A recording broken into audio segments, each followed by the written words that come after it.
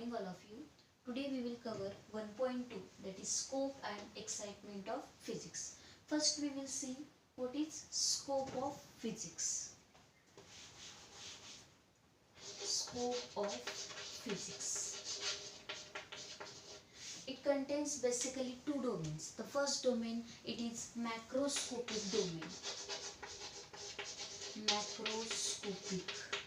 Second domain, it is microscopic domain. See, the word macro, it stands for very big. See, macro means very big and micro means very small. So, in macroscopic domain, it contains basically the laboratory, terrestrial and astronomical phenomena. And in microscopic domain, it contains atomic, molecular and nuclear phenomena. See, here you have cleared the two basic domains, that is macroscopic and microscopic domains. Here we have to see one more domain, that is mesoscopic domain. Mesoscopic domain. So the mesoscopic domain, it lies in between macro and micro. So let us see in detail what is microscopic domain and what is macroscopic domain. See, we will see the first about classical physics. See, what is a classical physics? The classical physics is a branch of physics. It includes the subject. See, the classical physics. Here it deals mainly with macroscopic domain. What is this? Macroscopic domain. Let us see. It includes the subjects like, the first subject, it is mechanics. Second subject, it is optics. Next it is electrodynamics. Next it is thermodynamics. So what is this? That we will discuss in detail. Thermodynamics. See, mechanics, what it includes? It includes the Newton's laws of motion, law of gravitation. See, in mechanics, we have to know the general system of particle. So, in mechanics, I think you have cleared that. It is contain law of motion, gravitational law. Next, it is what? Optics. You know that in optics, it is a phenomenon involving a light. So, in that we have to see about telescope, about microscope. Telescope, microscope. Next, it is what? Electrodynamics. Here it contains both electric as well as magnetic field. See, here you know that the current carrying coil, it is related to that. Okay. Next, here you know that the various laws, basic laws discovered by the scientists, and name of that scientists are Oersted, you know that, Maxwell. Okay. So in electrodynamics, both fields are present, that is electric field as well as a magnetic field. Now see the thermodynamics. The thermodynamics, in that also the macroscopic equilibrium. It is here, it concerned with the macroscopic equilibrium. So it contains about temperature, internal energy, entropy. So heat engine, you know that. So in that we have to discuss about the heat engine, refrigerator, how it works. So these various subjects, it includes in a classical physics, and this classical physics, it is mainly related to the macroscopic domain. So macro, the word is stands for what? Very big. Okay. So in that also the laboratory, astronomical and terrestrial objects are there. Now we will discuss side by side with micro. So you know that micro means what? Very small, that we have seen already. Microscopic domain.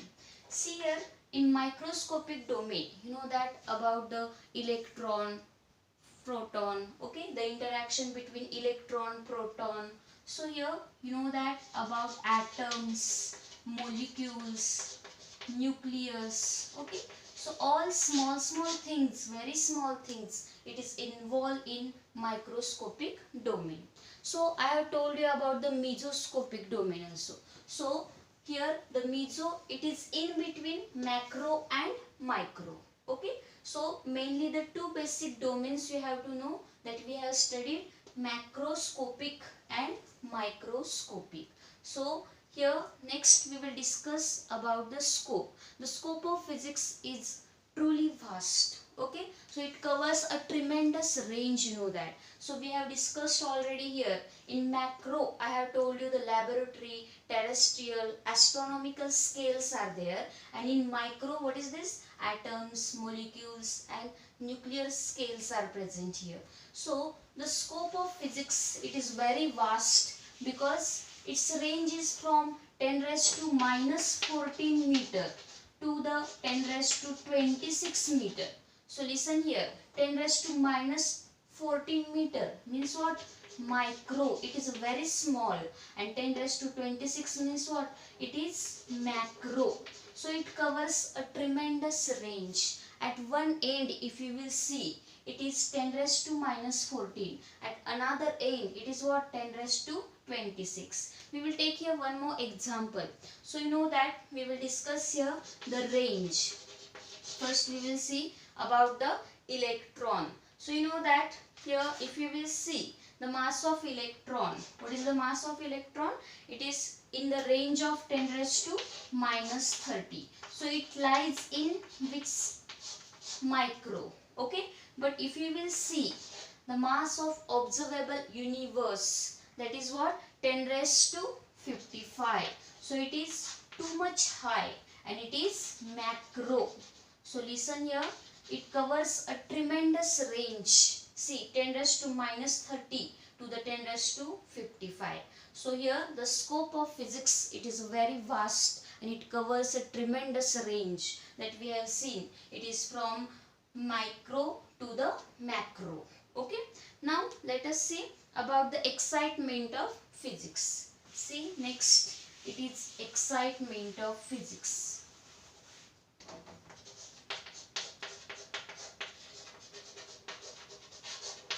Excitement of physics. So in that you have to carry more interesting experiments. Okay, so you know that here every time the new theories are coming in science, in physics. Okay, so it carrying interesting experiments.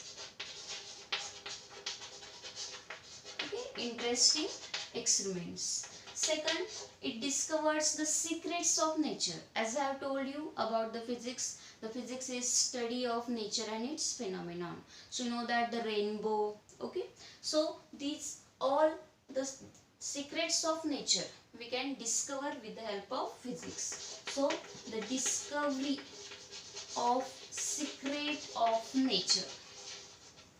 Secrets of nature. Next it is what? Third point. See here, applying basic laws of physics for the practical purposes. See, basic laws. For example, I am telling you about EMI.